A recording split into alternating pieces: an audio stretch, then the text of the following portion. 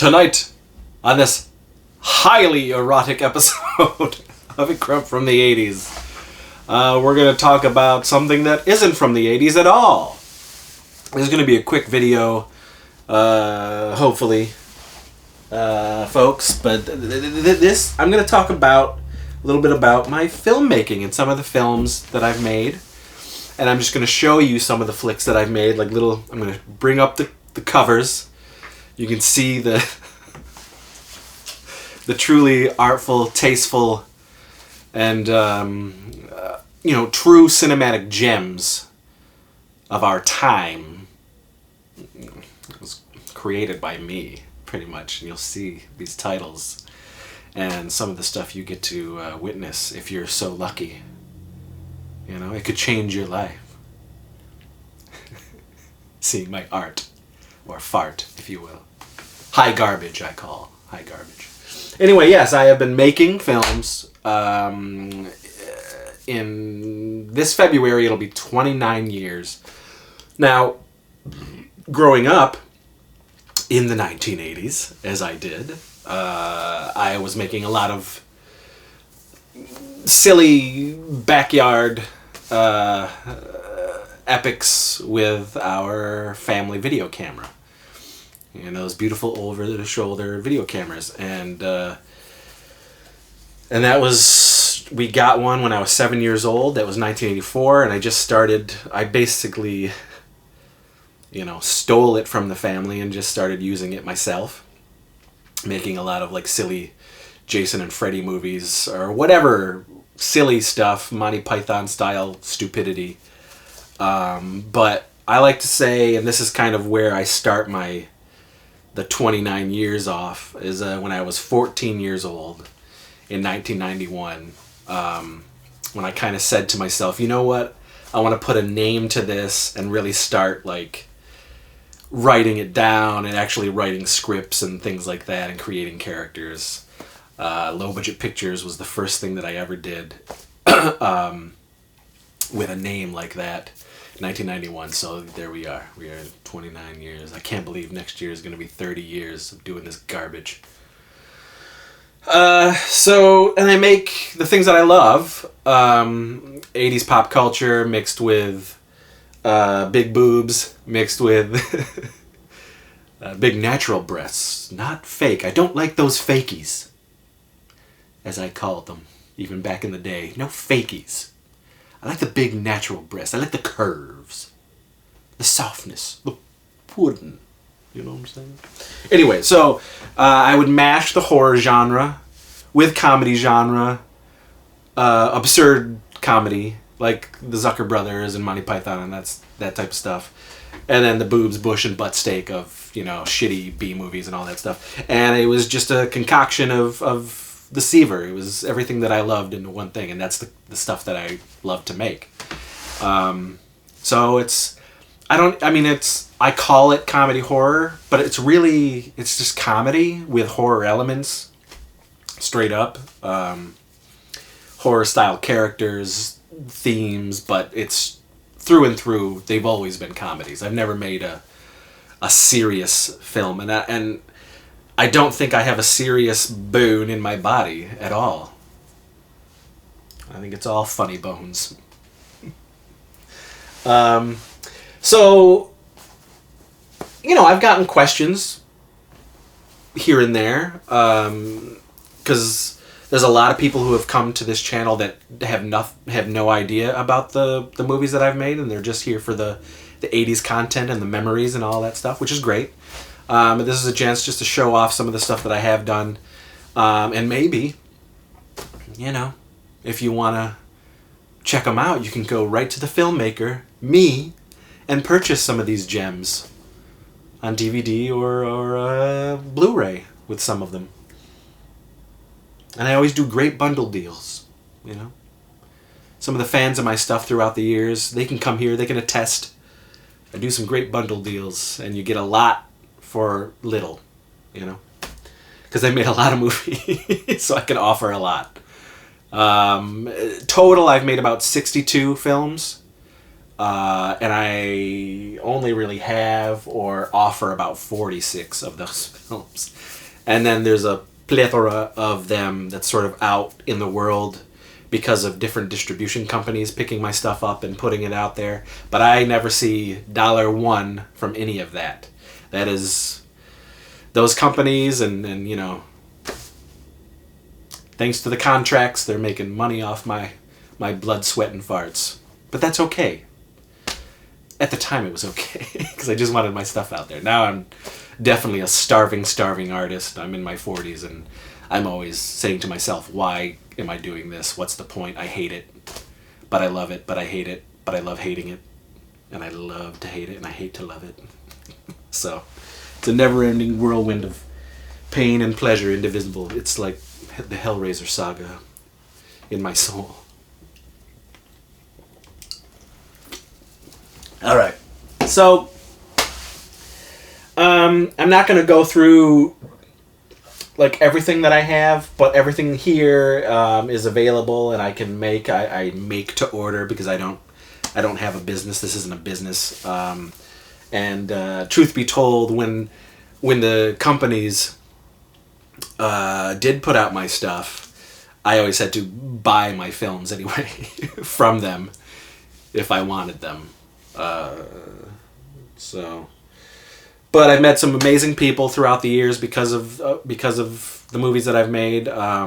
Most of my very close friends, who I call the extended family, are a part of these films. They're what really make the magic happen. I just write and direct, and the crew bring it to life. The gang. But I've had a lot of loyal and dedicated people behind me. Like I said, throughout the years, meeting people at conventions. I've sort of gathered a loyal cult following, a nice fan base. I mean, a lot of them are gone now because I've been doing this for so long. And I guess, you know, the shtick gets old, and I get it. I totally understand it. But I'm still here, and I'm pseudo-making stuff. So I'm gonna start from sort of when people started noticing us. The films that really got an audience outside of my little Wellsville town and friend group to know who we were. And you're gonna see some very weird titles. That's because a lot of this stuff is just the titles I found to be eye grabbers. You know, most of the time the titles don't have anything to do with the films.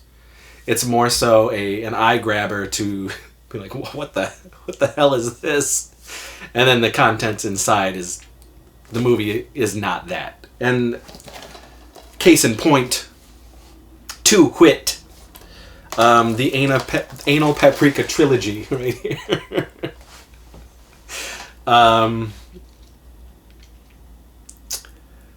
Just two words that are very funny together. And actually, I found out through conventions and through people at conventions that there's a movie series called Anal Paprika out there in the like foreign markets that are I guess they're like smutty,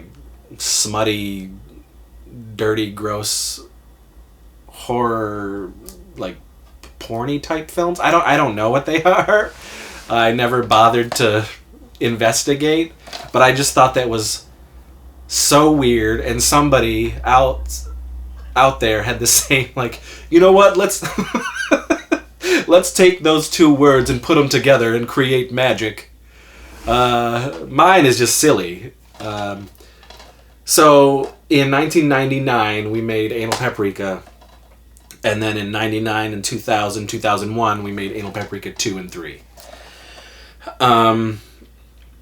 And these are the movies that really sort of started to get a following around the convention scene. Well before DVD, this was Well, DVD was coming out around 99, but we certainly didn't have DVDs yet. So it was all VHS. And before that, we were doing VHS because we started going to conventions to promote low-budget pictures in 96. I was going to conventions since 93, but 96 was like the jump, and we were like, you know what, let's do the VHS thing and let's go out and see what happens. So that was VHS, and we took them to a bunch of different conventions, and we started getting a fan base from these ridiculous movies. And these movies are just, it's a trio of best friends who have really weird, goofy adventures, gross, silly. And that's another thing, folks. You have to have a very open mind and absurd style of humor to enjoy all of my stuff. It's offensive for a reason. There's a reason behind everything that's offensive and off-putting and gross in there. One, to make you laugh, and two, is to sort of throw back the stereotypes that I can't stand. And sometimes we pull it off, and sometimes it just comes off as offensive. But it's definitely not meant for that. Anyway, so these films. These are the films that started it all. Goofy, weird, there's vampires, there's lesbian witches, there's transient, mentally challenged weirdos in the woods, John Stamos, it's all there. The Anal Paprika trilogy. And then after that, sort of what really, really pushed us into the next stratosphere, the next cosmos, the next dimension, as far as people seeing my stuff, was a movie that I did in 2000 called Mulva Zombie Ass Kicker, which is actually celebrating its 20th anniversary this year. Insane. And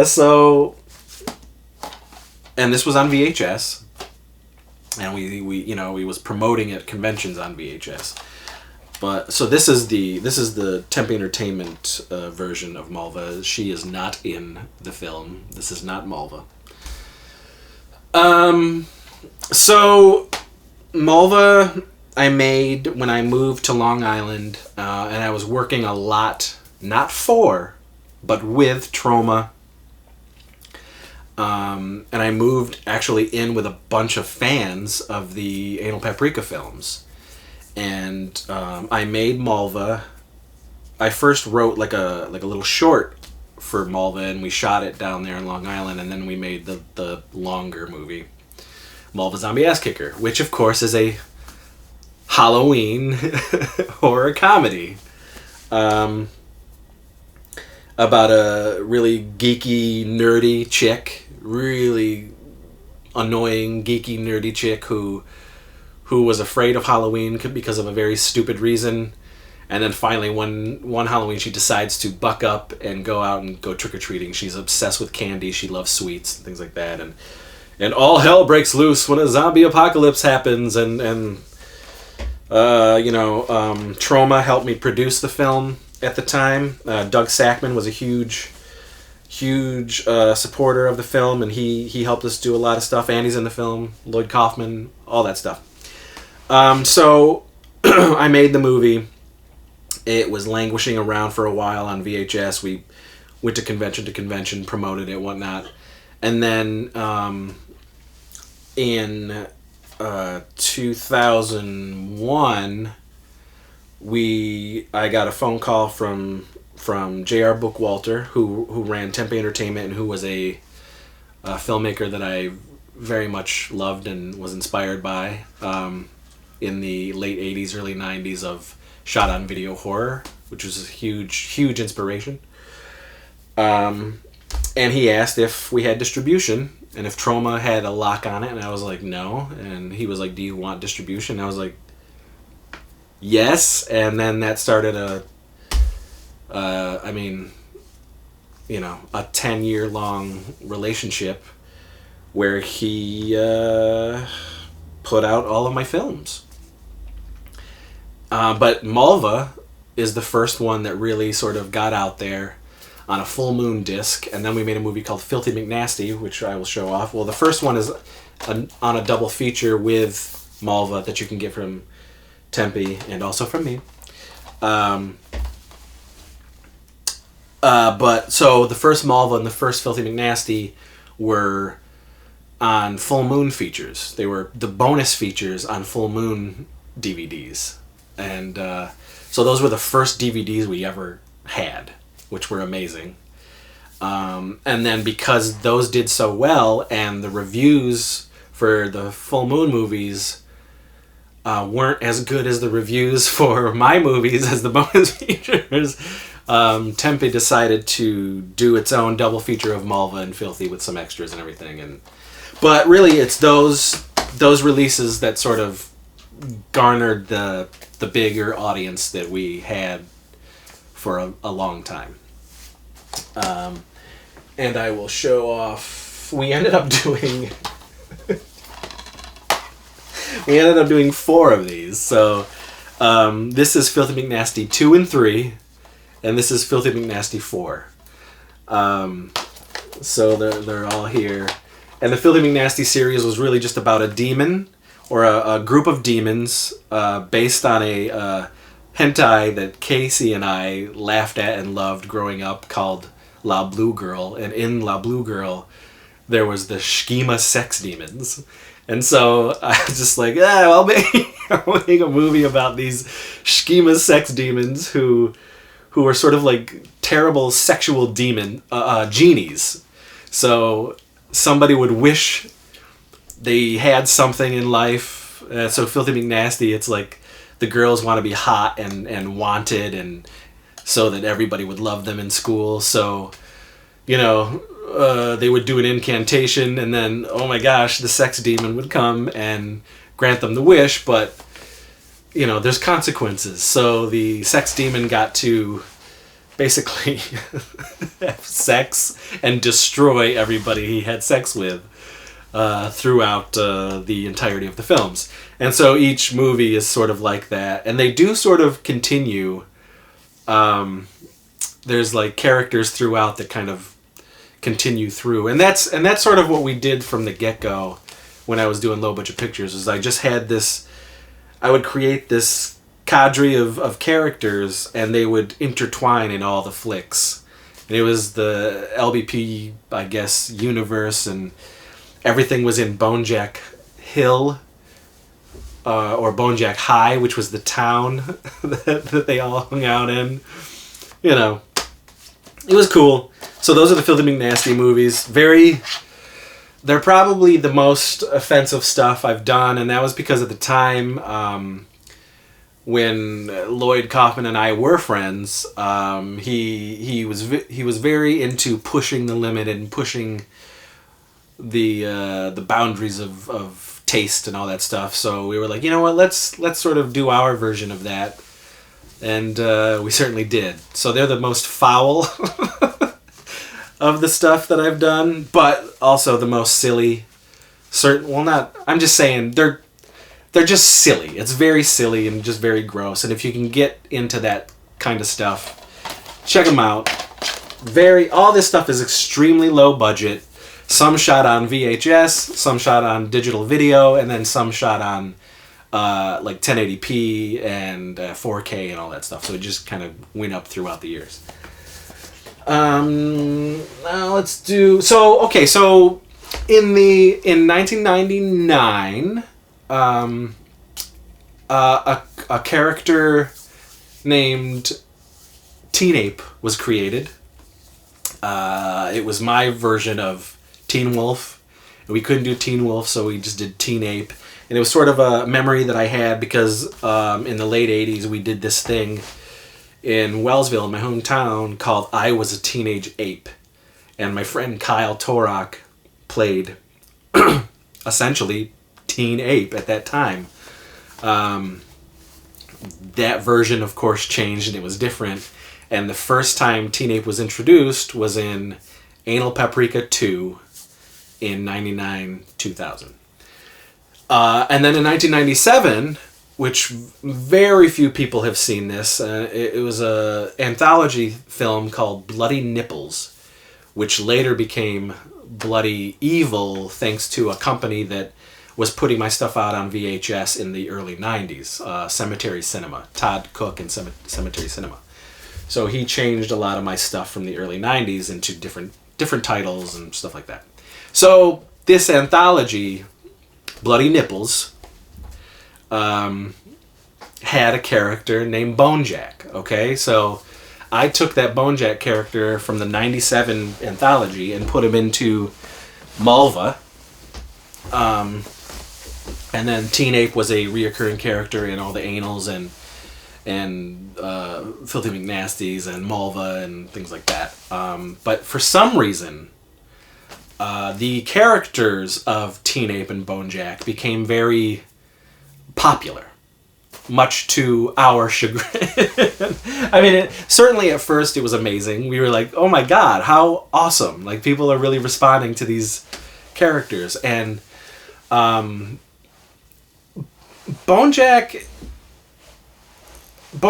out of the two is a much more easier to swallow character, and he's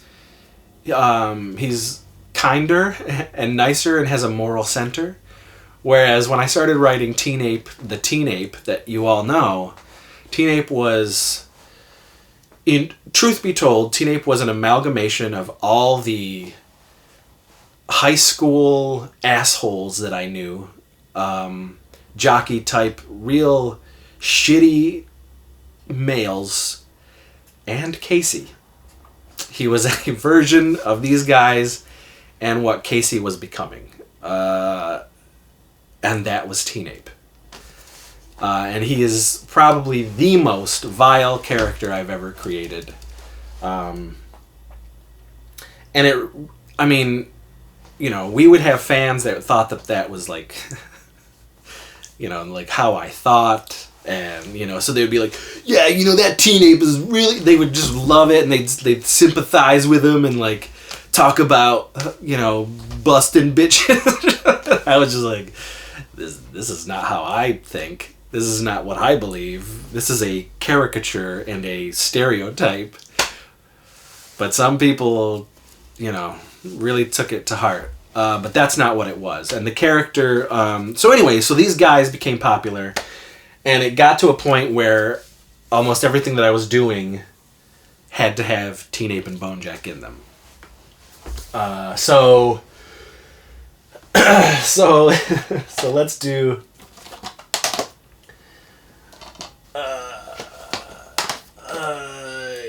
Yeah. So Teen Ape and Bonejack shows up in a lot of these, but primary. Oh man. So if you're looking for prime time Teen Ape and Bonejack, so these are some of the films, and these were all what I'm showing you now, other than one of them. These were all Tempe video releases. So we did Bloody Giblets. This is a pure LBP release. Which has Teen Ape doing nefarious things, and this is about a weird demon who comes to steal nutsacks, and because of what Teen Ape did in the 1800s, because he has a time machine. That was one of the dumb things that early on I had Teen Ape have, was a watch time machine, and he could set, you know, basically so that he could go and rip through pussy through time. Because his time was just not enough. So that's why Teen Ape had a wrist time machine. Vile. So Bloody Giblets. And then Teen Ape is a co-star in Carnage for the Destroyer, which is the original title was Apollyon the Destroyer. And then Tempe changed it. And this is basically a heavy metal comedy horror film set in a Halloween haunted attraction, and Teen Ape does some Teen Ape stuff. And they have to all fight this Greek warrior god Apollyon. And then we did Destruction Kings, which was something that when the whole Teen Ape and Bonejack thing started, we started concocting this idea of doing like a Bad Boys style, Teen Ape and Bonejack. And so early on, I created this thing called the PIA, the Paranormal Investigation Agency, and that was a group within a lot of the films, and Teen Ape and Bonejack were a part of this underground group. Later, it became its own thing, and like lots of different people joined the PIA, and then later, I'll talk about the PIA. But the PIA was created very early on, and so Destruction Kings was basically about the PIA trying to take out Dracula, Wolfman, Frankenstein, all that stuff. It was the LBP version of the Monster Squad, basically. And it's just fun and it's goofy, and it didn't... What I had written was not what was shot. What I wrote was extremely epic. What we shot was non-epic. But it still has its merits. It's still fun, and at the time, it was probably the biggest thing that we had done. So there's that. And then, so these three films are really, truly like, these two films, I guess Destruction Kings, this film and this film are really like the last hurrahs of Teen Ape. Because I was just truly getting sick of writing the character. Casey was getting sick of playing the character, and it was just being overdone, and I wasn't having fun doing that shtick anymore. It was just kind of like annoying, and the joke was over, right? So these were sort of like the swan songs, even though there were two more movies after these that came out, but I don't count them, and I don't think anybody else counts them either. So this was Teen Ape Goes to Camp, which was my rollicking 80s camp movie with Teen Ape antics and the gang and the characters and all that stuff. And it's super fun, super silly, and it has a twist.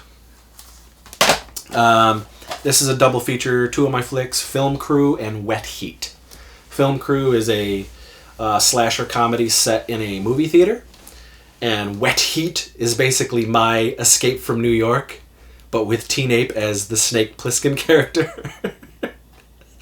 And it's got guns and action and shitty CGI and all sorts of stuff. But they're both really great movies, and truly Teen Ape's swan song in Wet Heat. It really was, as far as everybody involved was concerned. Oh, here's another one. So let's do some of these earlier ones as well. Ooh, I can't forget these. Yeah, I made a lot of stupid shit, folks. A lot of stupid shit.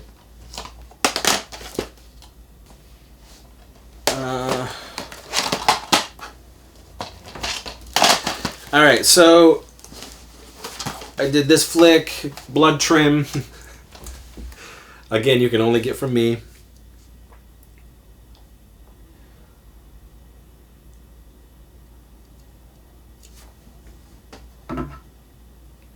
Sorry. Yeah.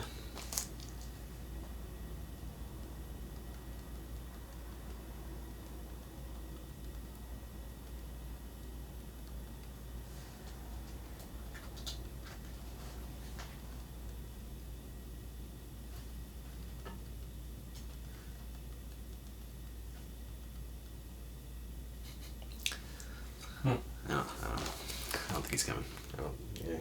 Did he respond? Yeah, but it's like, oh man, I passed out.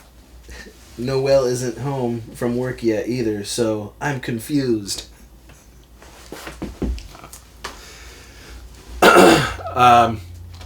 So Blood Trim, this you can only get from us, and a bunch of years later, we ended up making a Blood Trim 2, which got stolen, and the master got stolen. So it's a lost classic, if you will. Blood Trim was really dumb. It's a goofy sex comedy. It also takes place on Halloween, which I love shooting during the Halloween season. It's just so much fun. So I love making these I'll be saying that a lot because I have a lot of movies set on Halloween.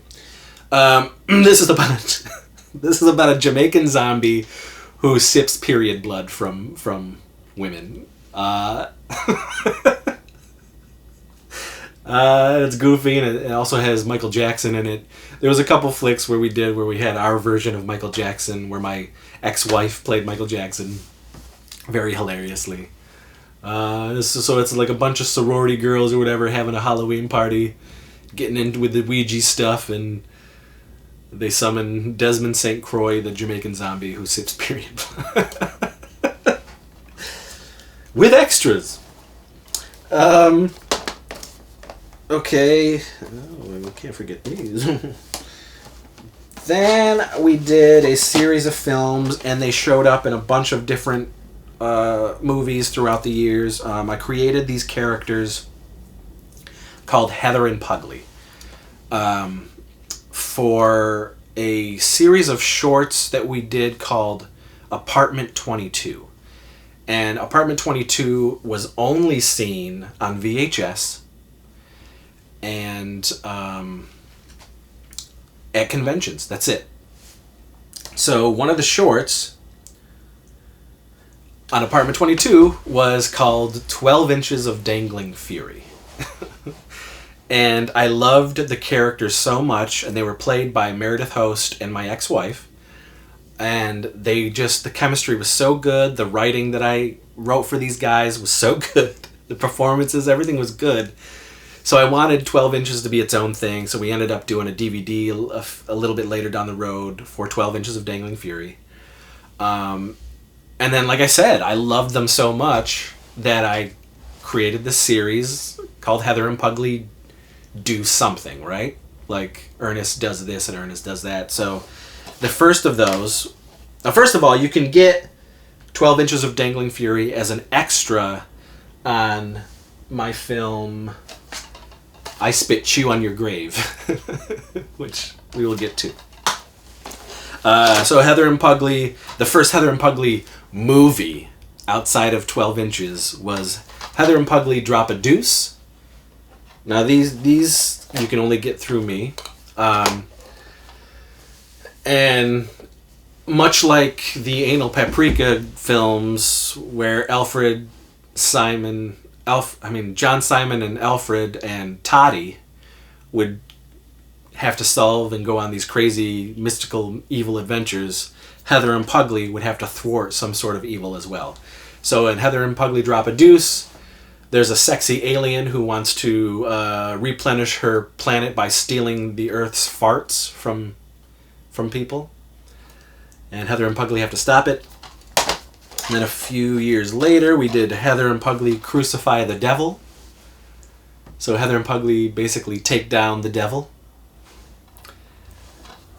And then the last of the Heather and Pugly films that anybody has seen,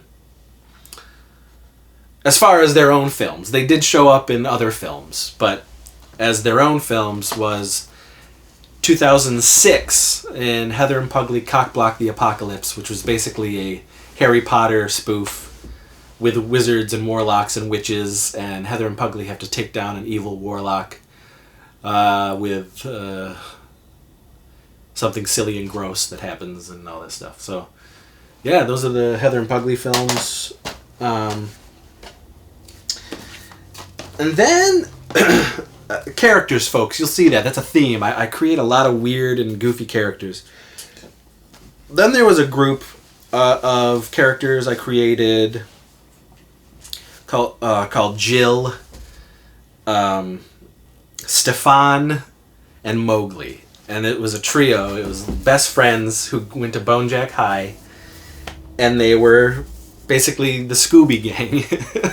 And they would solve mysteries, and there's definitely a theme. A lot of spooky shit is happening at Bonejack Heights, which was the town.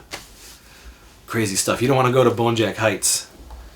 So the first of those was the Ghoulish Chronicles from Bonejack High,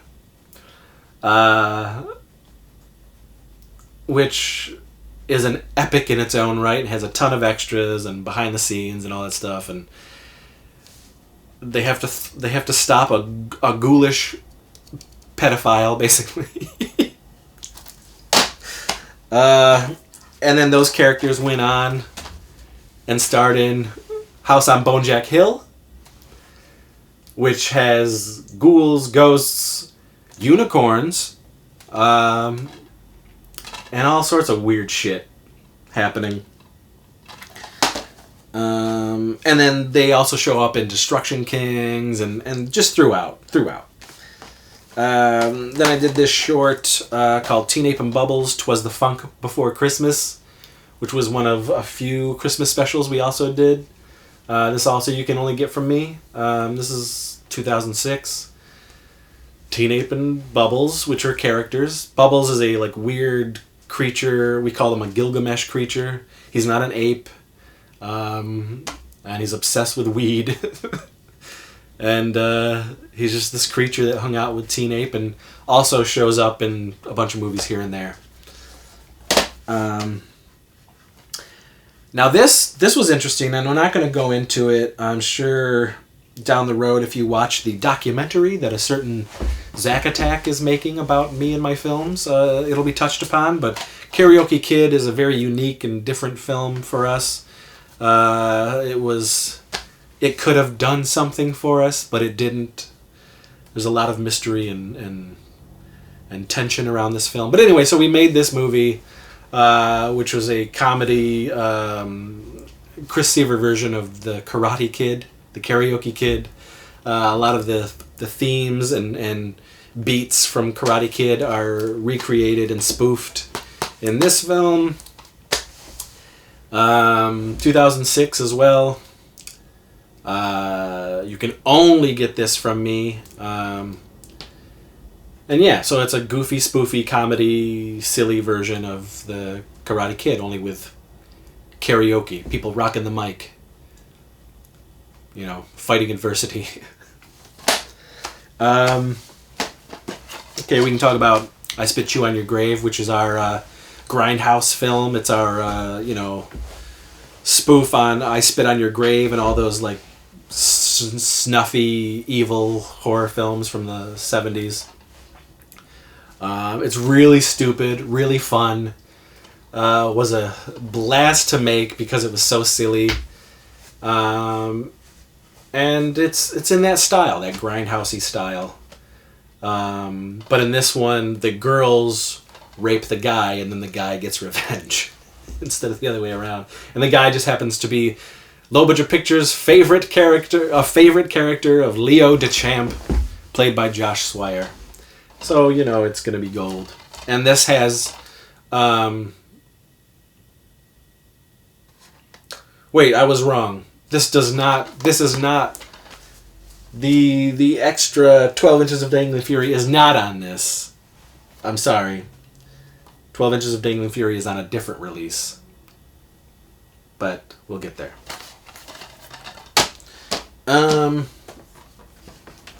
What do we got here? Okay. Oh, so again, the 80s theme. I love 80s everything. I pump 80s homages into everything I do, and this was a huge one. So this was a mix of Ski School and Teen Wolf, and this is Ski Wolf. This one, I mean, it is exactly what it's a teen sex 80s comedy where a guy turns into a wolf and then is able to ski. Just like Teen Wolf and Teen Wolf 2 TOO. I've always thought how fun it would be to do Surf Wolf and on, and you just kind of, and the character just kind of got different sweet abilities, so he could, roller skate, so Skate Wolf, Surf Wolf, Cooking Wolf, but this was fun. This has a bunch of these have porn stars, big boob, big all natural boob porn stars in a lot of this stuff. And this one does too, Alex Lakehurst. And this was fun. This was shot on a ski slope, shot at a ski lodge. Yeah, Ski Wolf. 80s, full-on 80s. I love fantasy films. I love the barbarian genre. I love fantasy genre. I, of course, love Arnold.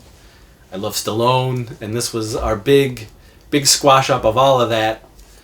Deathbone, where me, Trent Haga, and Billy Garbarina created the character of Deathbone. I went off and wrote it, and it became Deathbone, Third Blood Part 7, The Blood of Deathbone, which was also to poke fun at all the subtitles and everything from the 80s.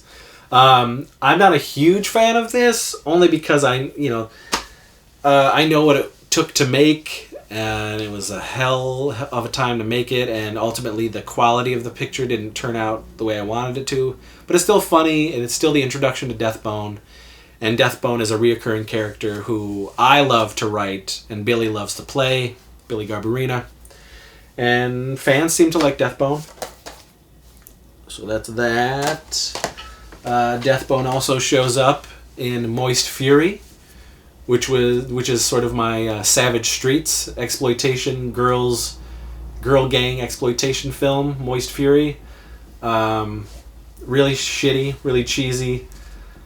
Truth be told, there's only like a handful of movies that I actually love that I make, even though I write and direct them. It's the way they turned out, the way the bad vibes shooting certain things. It just sticks with me. Moist Fury, some people love it. If you love seeing a bunch of sweet, sexy broads acting tough and hanging out with Deathbone. I also did a movie that I don't have the cover here anymore, and I'm not sure why, but I made it early on. It was called Scrotal Vengeance, which you can still get from me. You just can't get the cover. I just offer it in a sleeve and as an extra. But Scrotal Vengeance also is Teen Ape, the character of Razor McBleed, which was created then. Oh no, it was created in Anal Paprika 2, and then went on, and so he's in. It's basically a vampire who loves Journey, and he wants to turn everybody into Journey-loving vampires. And Teen Ape and his friend Skeet Depula have to stop it. Scrotal Vengeance, man. Let's see. Let's do these films. Okay. And this and this. Oh, these are terrible. Some of them are terrible. So then we do the 80s slasher films. Going to the lake. Doing that whole thing. Terror at Bloodfart Lake. And then Return to Bloodfart Lake. And people really love these movies. And I don't like 2. But I love part 1. We had such a good time making part 1. And it's still funny to this day to me. We did some really cool shit. And it's a, slashery on a lake killer. We're taking good old classic Jimmy Van Brunt and turning him into a scarecrow killer. Jimmy Van Brunt is a real life person who is a friend of Casey and me. It's one of Casey's best friends, actually, that he grew up with, and that I got to know in the mid-90s. And Jimmy Van Brunt became a recurring thing throughout just life and all of my films, and I would have the name and create characters for Jimmy Van Brunt throughout all the films. Even though, and Jimmy Van Brunt is actually in Anal Paprika 3. But Billy Garbarina is playing the Scarecrow Killer Jimmy Van Brunt in the 2 Terror at Bloodfart Lake films. Again, people really love these films. Leo DeChamp is a character. Silly gore. Great locations. The first time we really went HD. And really fun, stupid, silly absurdity. Okay.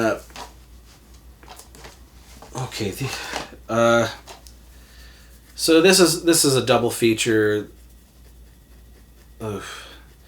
This also has "I Spit You on Your Grave" as a double as a extra feature on it. But so we did a couple of films for SRS Cinema, and they were like, they really wanted these redneck horror movies, and that stuff just doesn't appeal to me, and I don't even like writing rednecky type shit. It's just not, it does nothing for me. So I did them as shitty as I could. I didn't really put any heart and soul into them, and that's what this Evil Dead Inbred Rednecks, which is not my title at all, but the company's title and the company's cover and everything.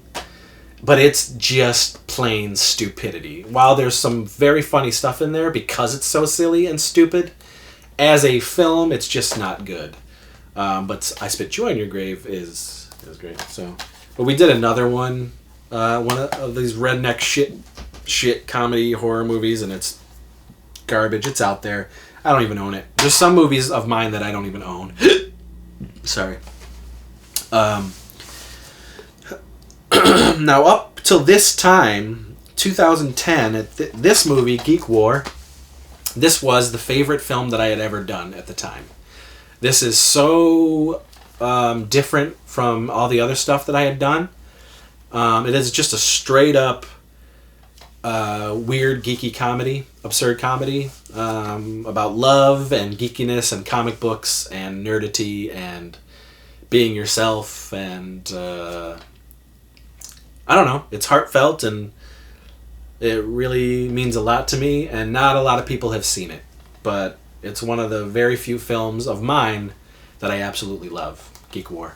If I had the money, if I were given the money and more time, this is something that I would probably do again, either similar or I would remake it on a bigger scale and so people could actually see it.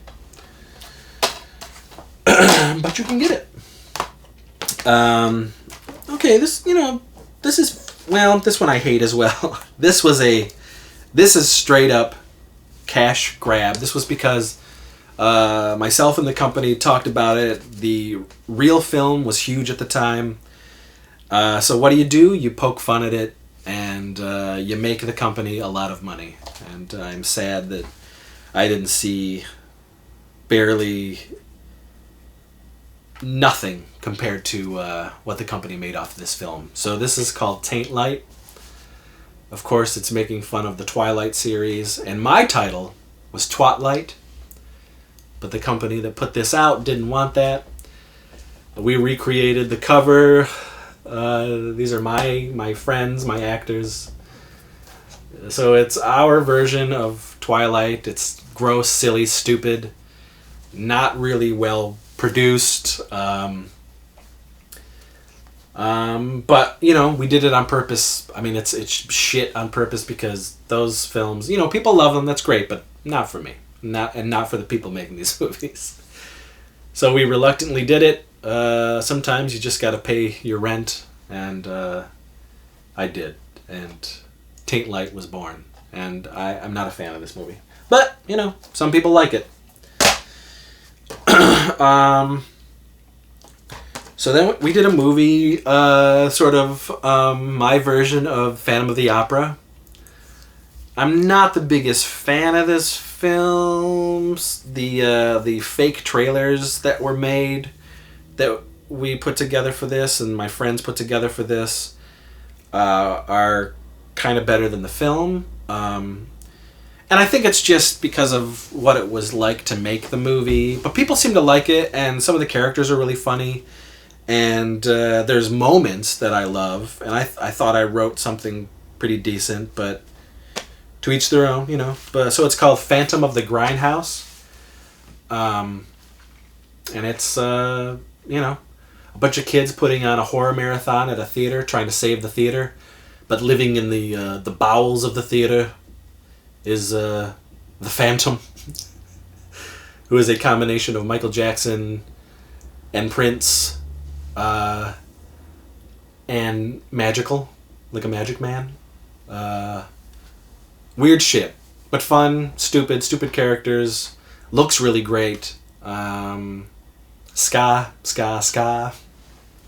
And that's the thing. If you love ska music, like I do, you're going to hear a lot of ska in my movies. And that's just what I did. I had a lot of ska bands who were in my corner and let me use a lot of their music from their catalog, and it worked out beautifully. So here was now this was cool. This I actually really love. It kind of falls apart, the second story, but that's, again, it's my fault behind the scenes, making of, shit like that.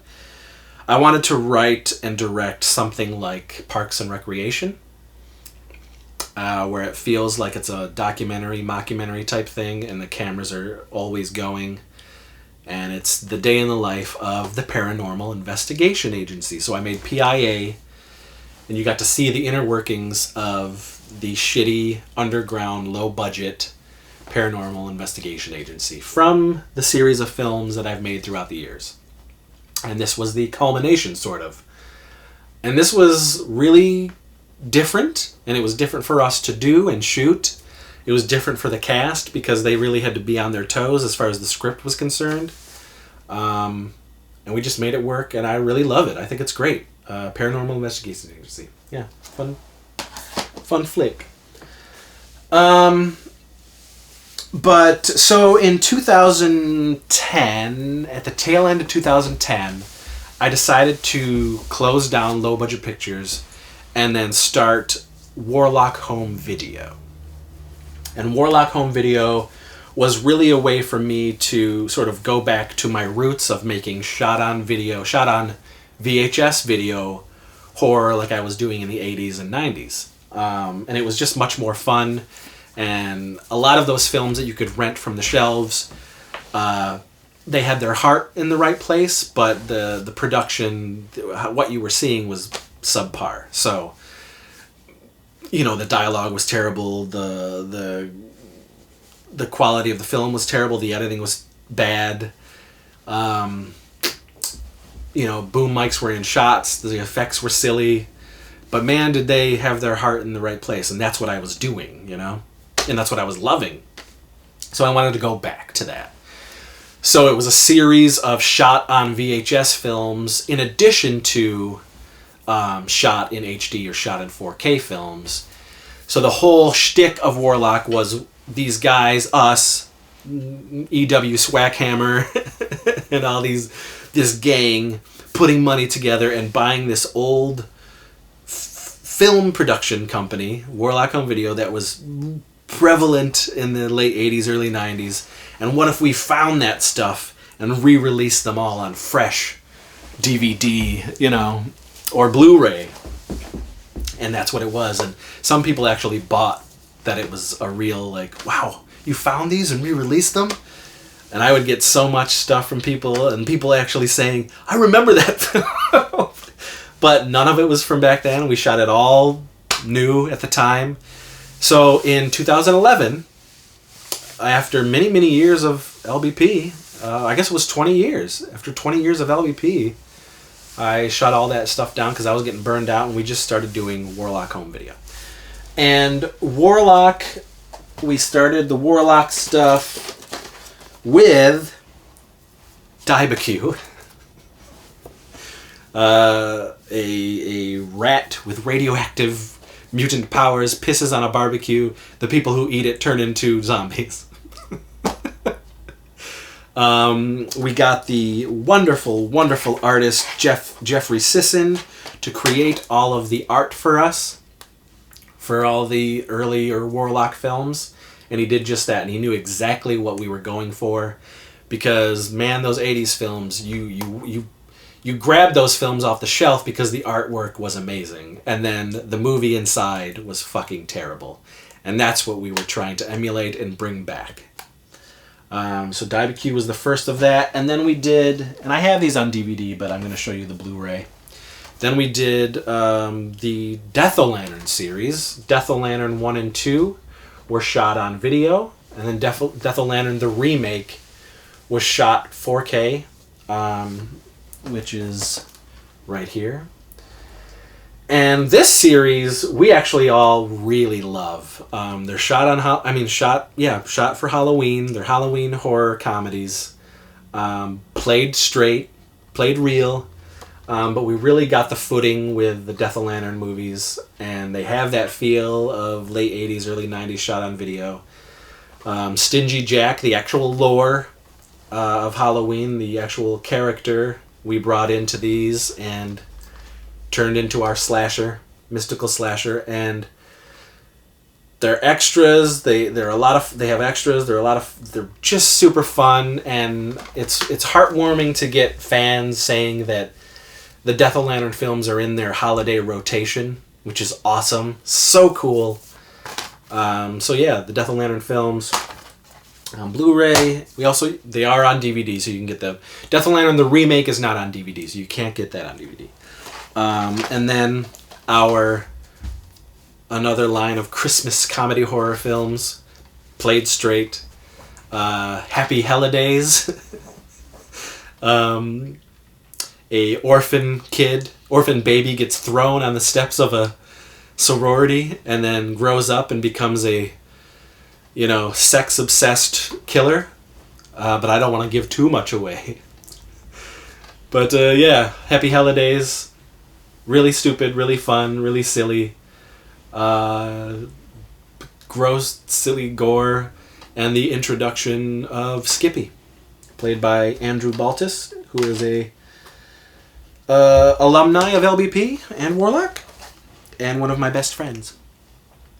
And then we did. Where is it? Oh, where is it? Is it downstairs? Oh no, here it is.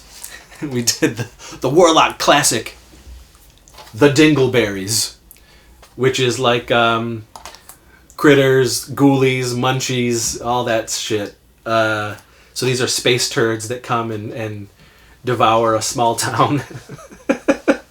And an alien bounty hunter, like critters, has to come down and stop the space turds. Really stupid, really funny. Another thing I need to mention is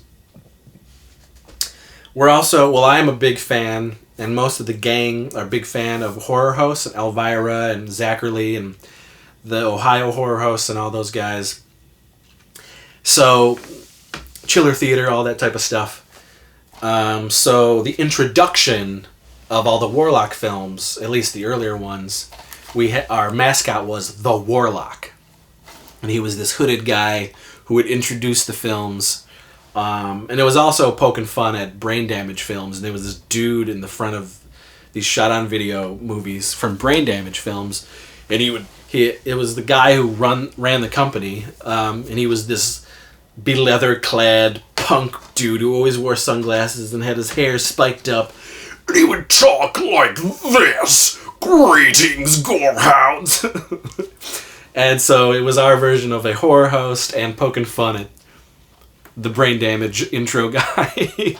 So the Warlock would intro these films. The Warlock is a mystery. Well, everybody knows who the Warlock is. But I'm not going to tell you folks in case you are a new fan or a new grabber of these films and you want to keep the Warlock a mystery. So the Warlock would introduce those films. So we did that one, and then we got An Evening with Great Aunt Bedelia, directed by Toby Larone.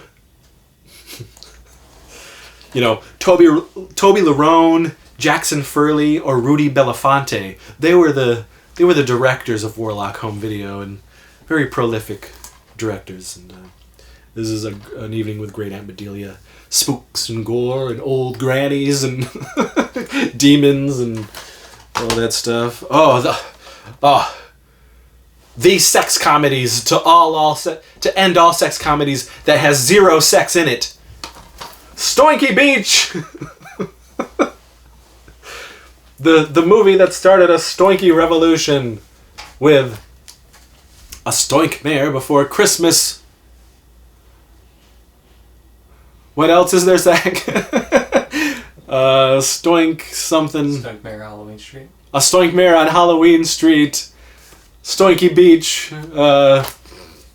Is there another Stoinky? There could be, I don't know. But there should be. We're going to do more Stoink this, Stoink that.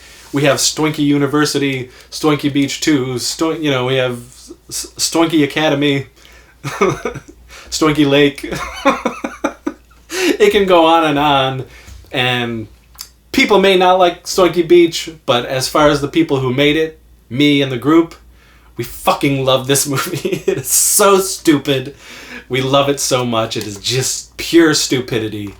And if you like dumb sex comedies with no sex from the 80s, you're going to love Stoinky Beach. Okay, so then we did a movie that we did two of them. The first one I love to death. The second one we hate to death. And it was a mistake making it. I wish I didn't make it. I wish the original cover was here. If you're getting it from me, you're getting the original cover.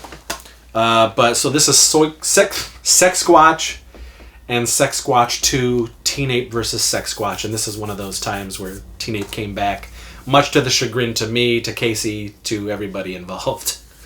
And he should have been left dead. So Sex Squatch 1, though, and if you get it from me, it's also a double feature on Blu-ray with Sex Squatch 2. But Sex Squatch 1, I absolutely love. It was a blast to make. A group of kids go party at a summer home out on a lake because they want to get their friend laid. And who's he going to pick? Is he going to pick his buddies to have sex with? They're all vying for his sexual affection. But, oh no! The Sex Squatch from the planet Butt Sexalot Prime comes down to rape and kill unsuspecting people. It's not just women. It's men, women, animals. It doesn't matter. The Sex Squatch is a non-binary sexual beast who will take out anybody and get his rocks off any way he can. So I absolutely love the first Sex Squatch. Sex Squatch 2 has a couple of moments, but man, that was a rough go, and it was one of those films in a long line of films I've made that I shouldn't have made. Much like the Trauma movie we made for Trauma, and I don't have and don't recommend to anybody. But you can get those Sex Watch movies from me. Oh, the Blue Cheese Brothers. You can only get from me. This was a weird-ass, gross, weird, bizarre, absurdist Ernest P. Worrell fan film that we made. It's a little too not family-friendly whatsoever. Really gross out, really silly, really absurd. The Blue Cheese Brothers. These brothers who want to resurrect Jim Varney from hell, according to my mythology, so that he can make A Nightmare on Vern Street, the last Ernest film. And then there's some crazy stuff that happens. The devil is a woman, and she won't let loose the grip of Ernest. So these brothers have to fight the devil for Ernest. It's just stupid, and this is the only place you can get it from me. The Blue Cheese Brothers. It's dumbass shit. This one I also love. This is special. Evil Night. So the very first person who ever saw potential in the stuff that I was making was a guy named Todd Cook from Texas. And early in the 90s, I sent a bunch of my work to him because I found his company in the back of a Fangoria magazine. So, starting from like 1993, I have had this relationship with Todd Cook. And he was a filmmaker himself, but he also had this distribution company called Cemetery Cinema. Everything VHS, of course. So he made a movie in the 90s, early 90s, that I loved. A bunch of movies he made that I loved, but this one was called Evil Night, and it's basically a nerd who gets pushed around to so much to where he comes up with some, he's a brilliant kid. He comes up with this serum to move things with his mind, and he can kill with telekinesis and all this stuff. So he gets revenge on all those bullies, right? So in, I guess, 2014, Todd and I were talking, and the idea of me remaking Evil Knight was struck up, and the idea just seemed very appealing to me and fun, and what a love letter and great homage to Todd from me, just a thank you for everything he's done for me and the inspiration and friendship. And so I did Chris Seaver's version of Evil Knight. And we had such a fun time making this movie, and it also has BBW porn star Marilyn Mason in this film, and she's super funny and she's great, and I think she's going to be working on a project coming up in 2020 with me. But this is just fun. It's the basic story of the nerd being bullied, taking revenge, doing the telekinesis thing, all that good stuff. And we're able to use the actual mask that was used in the original Evil Knight. He sent it to me, and we used it for the film. And we just had a blast doing it, and it was fun to shoot it, and really silly characters, over the top. It looks fantastic, thanks to Clint Kelly. And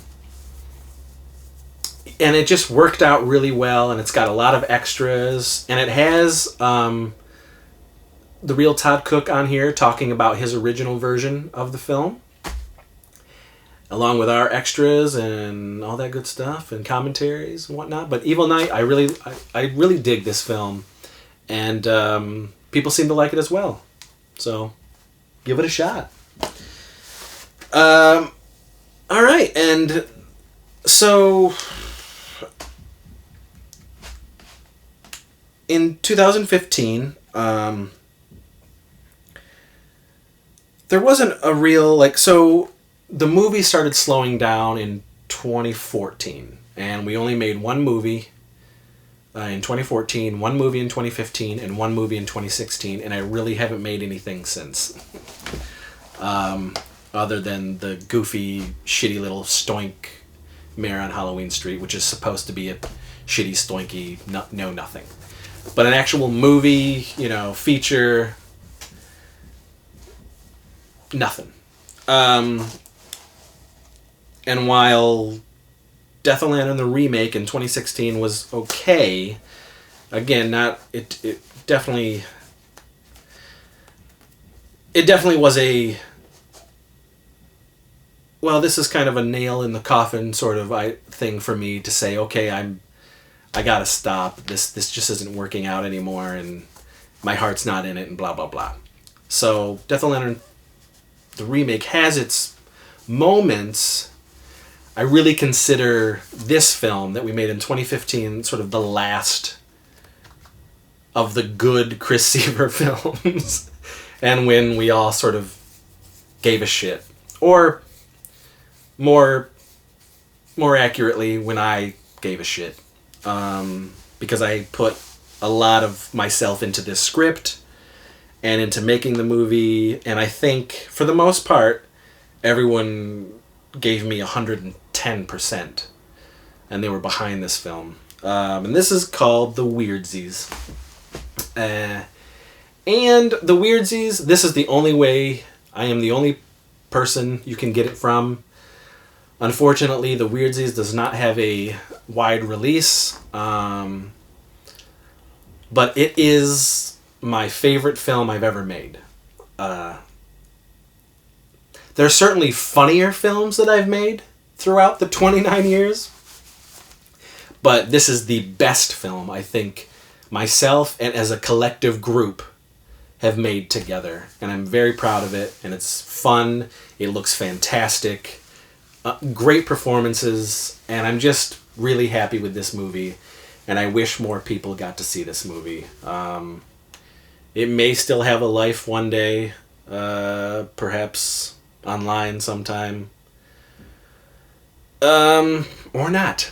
I don't know, but I have the memories. This has commentary. You can get it here from me. But I love it, and it's sort of like, it's a really goofy, absurd, heartfelt version of Stand By Me, but with girls, Chris Seaver absurdity, and a lot of heart and soul and 80s love is in the Weirdsies. And I've made a bunch of more movies that I don't even own. I don't have here. Some because I really hate them. Some because I just, for some reason, don't own them. Like, there is a Mulva 2 that people seem to like. That was kind of a spoof of, not really kind of, but an absolute spoof of Kill Bill. But it worked beautifully with the mythology of my films and Mulva and Teen Ape. And it's called Mulva 2 Kill Teen Ape. For some reason, I don't have that. But it's out there. People can get it. And then I've made some other stuff that I'm just not going to talk about or show. But, you know. Really, if you want to get the goods, if you want to get the nitty-gritty, the stuff that a lot of people just haven't seen or are able to get, you just get it from me, the source, the filmmaker, because it helps me live, folks. It absolutely does help me live 100%. Starving Artist is real. So that's it. That's some stuff from Low Budget Pictures, Warlock Home Video, me as a filmmaker. If you want to get a hold of me and get some of these, you can get a hold of me at warlockhomevideo@gmail.com. You can talk to me through my Instagram, which is It Crept from the 80s. You can talk to me here, right in the comments. As I said, I do great bundle deals. You can get a whole mess of my movies for a pretty cheap price. The more you get, the more money I take off, because I know, it's hard out there, and I don't charge a lot for my work. So I want everyone to feel like they're getting worth it. That it's worth it. It's worth the purchase. So just get at me, and if you want to talk horror and low budget films and